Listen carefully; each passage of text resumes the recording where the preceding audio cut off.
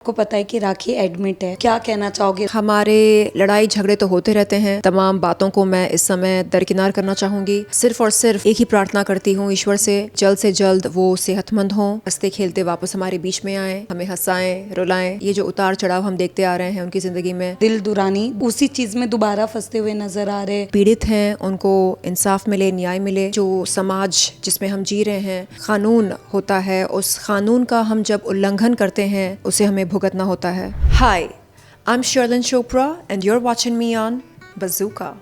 हाय everyone, मैं हूँ आरजू ठाकुर और आप देख रहे बज़ूका। आज हमारे साथ है, आप भी जानते हैं, उन्हें कहीं ना कहीं बहुत ज़्यादा प्यार मिला है, तो कहीं ना कहीं नेगेटिव कमेंट्स भी मिले, बट क्या कहे, अभी सबके दिलों पे छा रहे शर्लिन चोपड़ा। अभी तो अल्ट के साथ नज़र आने वाले जल्दी।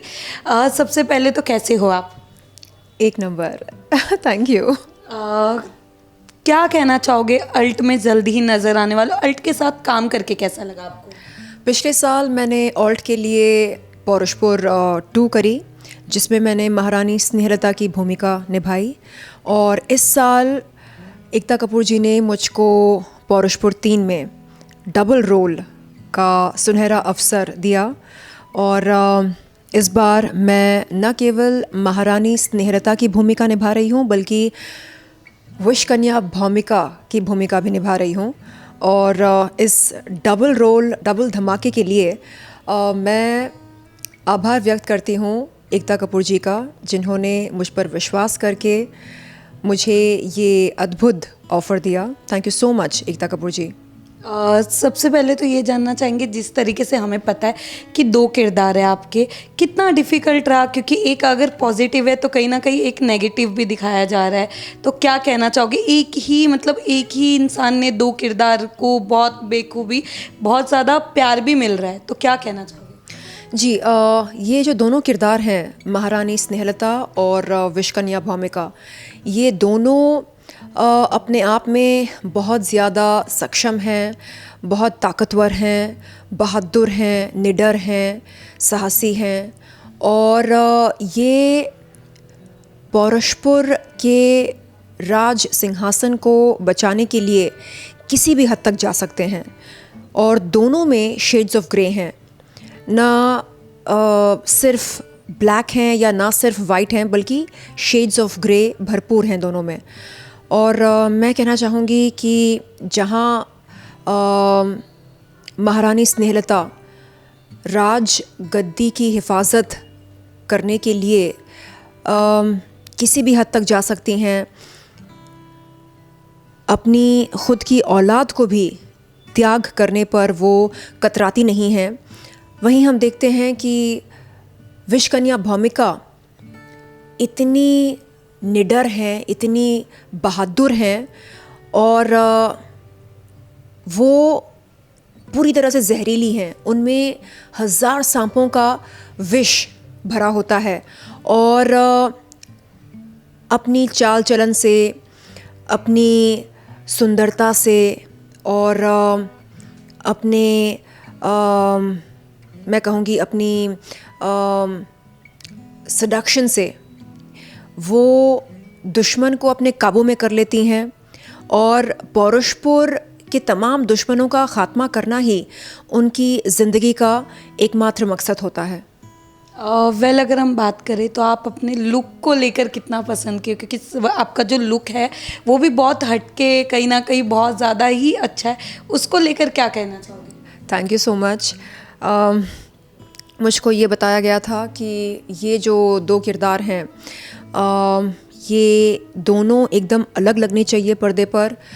दोनों के जो बिहेवियर पैटर्न्स होते हैं, जो नेचर होता है, वो अलग होता है। और एक एकदम महारानी की तरह अथॉरिटेटिव होती है, और दूसरी लड़ाकू होती है। और उसे बचपन से ये ट्रेनिंग दी जाती है कि उसका एक ही धर्म होता है ज़िंदगी में, और वो होता है पौरुषपुर के दुश्मनों का ख़ात्मा करना। और वो बहादुर, ताकतवर और साहसी होते हुए कहीं ना कहीं ख़ुद को तन्हा महसूस करती है, क्योंकि उसके दोस्त नहीं होते हैं। और हम देखते हैं कि कैसे उसे धीरे धीरे प्यार हो जाता है और क्या वो अपने प्यार को त्याग देती है अपने धर्म का पालन करने के लिए, ये आपको देखने को मिलेगा पौरुषपुर 3 में। वेल कहीं ना कहीं बोल्ड सीन्स भी बहुत ज़्यादा दिखने आए, पर क्या कहना चाहोगे, जब ये स्क्रिप्ट आया था क्या सोचा था सबसे पहले? देखिए, अगर इंटीमेसी को एक कविता के रूप में या पोएट्री के रूप में दर्शाया जाता है तो वो बहुत ही खूबसूरत लगता है, और बिल्कुल वैसा ही हमारे साथ हुआ।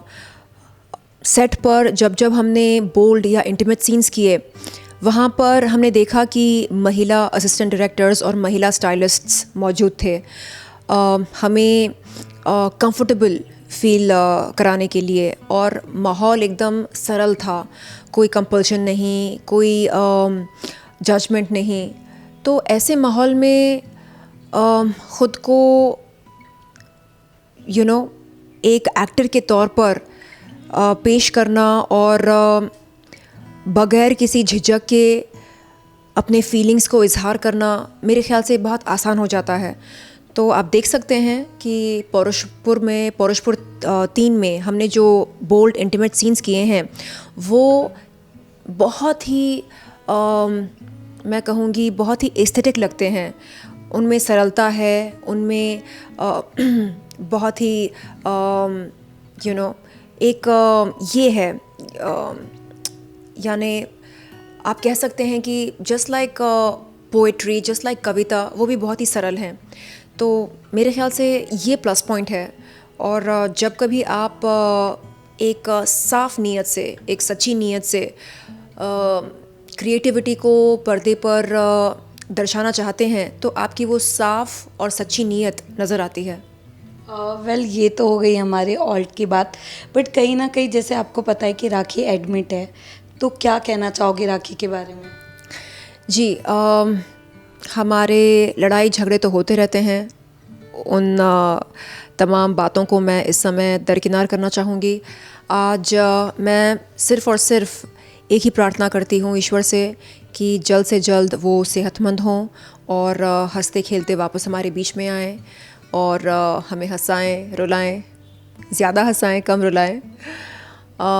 मैं चाहूँगी कि उनकी ज़िंदगी में ठहराव आए, ये जो उतार चढ़ाव हम देखते आ रहे हैं उनकी ज़िंदगी में, ये कम हो जाए, और मैं बस उनको ढेरों शुभकामनाएं देना चाहूँगी।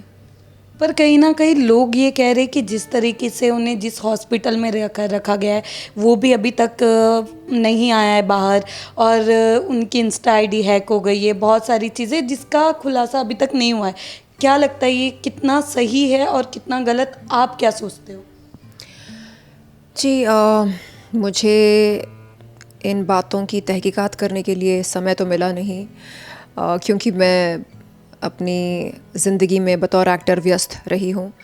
मैं नहीं जानती कि ये सब जो कहा जा रहा है ये सच है या नहीं, लेकिन अगर सच में वो बीमार हैं, सच में उनकी तबीयत ख़राब है, तो मैं चाहूँगी कि वो जल्द से जल्द सेहतमंद हों, ठीक हों, और उनकी जो बीमारी है वो जल्द से जल्द क्योर हो जाए और वो वापस हमारे बीच में आए। और अगर ऐसा नहीं है तो फिर मैं सिर्फ इतना कहना चाहूँगी कि हमें लोगों के जज्बातों के साथ खिलवाड़ नहीं करना चाहिए। पर कहीं ना कहीं आपको ऐसा नहीं लग रहा है कि आदिल खान फिर मतलब आदिल दुरानी दोबारा उसी चीज़ में दोबारा फंसते हुए नज़र आ रहे हैं? कहीं ना कहीं जिस तरीके से उन्होंने राखी को बतौर डिवोर्स दिया है या नहीं दिया है, शादी के बाद भी उनके और राखी के बीच में बहुत सारी चीज़ें गलत सही चल रही है, आज आदिल पे नाम भी आ रहा है, क्या कहना चाहोगे कि इसके पीछे आदिल का ही हाथ है? जी, उनका जो केस चल रहा है वो मेरे ख़्याल से हाई कोर्ट या सुप्रीम कोर्ट में चल रहा है, तो ये सब जुडिस है, और मेरे ख़्याल से इसके बारे में हमें बग़ैर किसी ठोस सबूत की बात नहीं करनी चाहिए। तो मैं बस इतना कहना चाहूँगी कि जो पीड़ित हैं उनको इंसाफ मिले, न्याय मिले, और हम सब ये जान लें, समझ लें कि ये जो समाज जिसमें हम जी रहे हैं उसमें क़ानून होता है, उस क़ानून का हम जब उल्लंघन करते हैं तो उसका जो अंजाम होता है उसे हमें भुगतना होता है। तो मैं बस चाहूँगी कि हम सब लॉ के बारे में जानकारी रखें और कभी लॉ को ब्रेक करने के बारे में ना सोचें, कानून का उल्लंघन करने के बारे में ना सोचें। पर कहीं ना कहीं लोग भी कहते कि आपकी और राखी की जो दोस्ती बनी थी फिर बीच में टूटी, या फिर एक बार और दोबारा आप दोनों साथ में दिखाई दिए, कहीं ना कहीं लोगों ने आपको बहुत ज़्यादा गलत कमेंट्स किए। तो उसके लिए क्या कहना चाहोगे कि आपकी दोस्ती सच में उनके लिए कहीं ना कहीं फेक तरीके से थी, या आज भी आपकी कहीं ना कहीं सॉफ्ट कॉर्नर है उनके लिए? देखिए, मैंने कभी इस बात का दावा नहीं किया कि वो मेरी बेस्ट फ्रेंड हैं, ना ही इस बात का दावा किया कि वो मेरी सबसे ख़राब दुश्मन हैं, बिल्कुल नहीं। दोस्ती हुई, लड़ाई झगड़े हुए, अनबन हुई, खिटपिट हुई, लेकिन बतौर इंसान मैं हमेशा से यही चाहती आ रही हूँ कि वो खुश रहें, उनकी ज़िंदगी में ठहराव आए और वो कभी ख़ुद को तन्हा महसूस ना करें, और ईश्वर की कृपा दृष्टि उन पर हमेशा बनी रहे। वेल, आजकल रियलिटी शोज़ बहुत आ रहे, आप हमें जल्दी कहाँ नज़र आने वाले हो? मैं चाहूँगी कि मैं अपना असलीपन, अपना असली रूप किसी न किसी अच्छे रियलिटी शो में दिखा सकूं, कंटेस्टेंट्स के बीच में रहकर। और मुझे लगता है कि बिग बॉस जैसे रियलिटी शो में जब कोई जाता है और अंत तक टिका रहता है तो वो निश्चित रूप से एक मज़बूत इंसान बनकर निकलता है। ओके, तो मतलब कह सकते कि बिग बॉस में जल्दी नज़र आने वाले हो आप, ऐसा।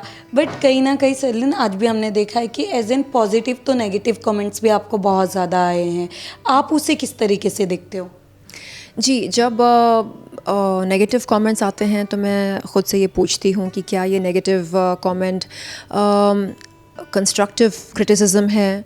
अगर है तो मैं उस पर अमल करती हूँ, और अगर लगता है कि नहीं, ये केवल ट्रोल है या ये सिर्फ नेगेटिव यानी नेगेटिव सोच है, नेगेटिव राय है, तो मैं उसे अस्वीकार करती हूँ, क्योंकि मुझे लगता है कि नेगेटिविटी को स्वीकार या अस्वीकार करना हमारे हाथ में होता है।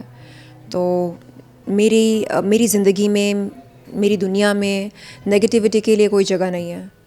वेल, अगर मैं बात करूँ कि फैंस जानना चाहते शर्लिन का करंट रिलेशनशिप स्टेटस अभी क्या है, तो वो क्या कहना चाहेंगे?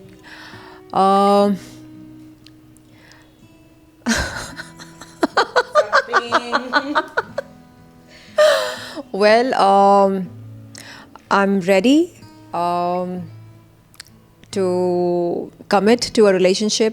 मैं शादी के लिए तैयार हूँ। अगर आपको लगता है कि आप काबिल हैं तो जल्द से जल्द मुझे बताएं कि आप कौन हैं, कहाँ रहते हैं। मैं सच में चाहती हूँ कि बहुत जल्द मेरी शादी हो जाए और मेरा एक छोटा सा परिवार हो। मेरे ख़्याल से अधिकतर लड़कियाँ यही सपना देखती हैं, और मुझे बड़ा अच्छा लगता है ये सोचकर कि हाँ, एक दिन मेरा कोई छोटा सा बेबी हो या मेरी बेबी हो। यस, मैं चाहूँगी कि ये सपना बहुत जल्द साकार हो। Okay, so last but not the least, आपके फैंस के लिए क्या कहना चाहोगे जो आपको प्यार देते हैं? Thank you so much. आप देख रहे हैं कि कैसे मैं हर दिन पहले से ज़्यादा बेहतर बनने की पूरी कोशिश कर रही हूँ। मैं तहे दिल से चाहती हूँ कि मैं एक बेहतर इंसान बनूँ, एक बेहतर अदाकारा बनूँ और अच्छा काम करूँ और कंट्रोवर्सी से ख़ुद को दूर रखूँ। ज़रूरी नहीं होता है कंट्रोवर्शियल होना, ये ज़रूरी होता है कि हम मेहनत करके काम करके ज़िंदगी में आगे बढ़ें। और मैं चाह रही हूँ कि अब मेरा पूरा फोकस अपने काम पर हो। और एकता कपूर मैम, आपको मैं तहे दिल से धन्यवाद देती हूँ, आपका अभिनंदन करती हूँ, शुक्रिया अदा करती हूँ मैं आपका, जो आपने मुझे इस लायक समझा कि मैं डबल रोल निभा सकूं आपकी वेब सीरीज़ में। Thank you so much ma'am, I love you and I love all my followers, my well wishers. और मुझे आप फीडबैक दीजिए, बताइए कि पौरुषपुर 3 में मेरे जो 2 अलग अलग रोल्स हैं वो आपको कैसा लगता है, आपको कौन सा रोल ज़्यादा बढ़िया लगता है, और आप बेशक मुझे अपना फीडबैक बताएं। धन्यवाद।